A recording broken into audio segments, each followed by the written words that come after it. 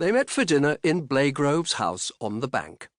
Most of the buildings in Barnard Castle dated from the 18th century, lining up in Thorngate, Newgate, and the lower end of the bank to present their prosperous three-storey facades to the steep street above the woolen mills that had been established on the river-banks below.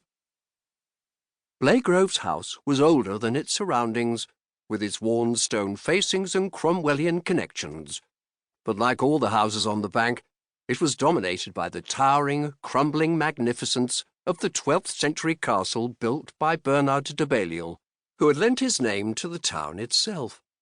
The Romans had settled here, using a ford upstream from the present narrow bridge which had been erected in 1597. But tourists now came to admire the octagonal butter market built in 1747, or the George Hotel for its Dickens connections, before visiting the French chateau-styled Beaux Museum on the outskirts of the town, or the ruins of Eggleston Abbey, founded in the 12th century for a colony of Premonstratensian canons.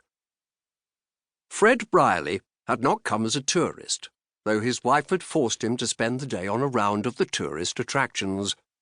She had relatives in Teesdale, and when she heard he needed to travel north, she had persuaded him to use Barnard Castle as a base.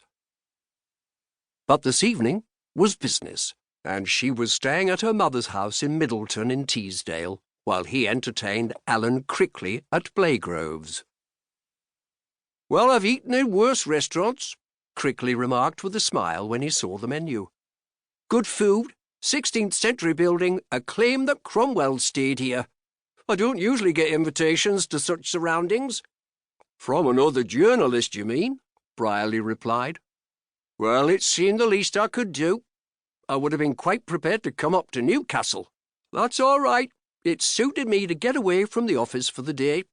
I had some items to chase up in Durham today, and I'm off to Ripon tomorrow, so it's no great problem to drive across to Barney to meet you." "Well, I'm grateful, nevertheless," Brierly said, nodding. "How long have you been with the Journal?" Crickley shrugged. 7 years or more now. You're heading for retirement, I gather." "It's been a long haul. I'll keep on writing items, of course, as a freelance. I've plenty of connections in the business, and I plan to write a few books. Anyway, the waitress is offering. We'd better check the menu and decide what we're eating." He caught Crickley's eye. "And drinking, of course.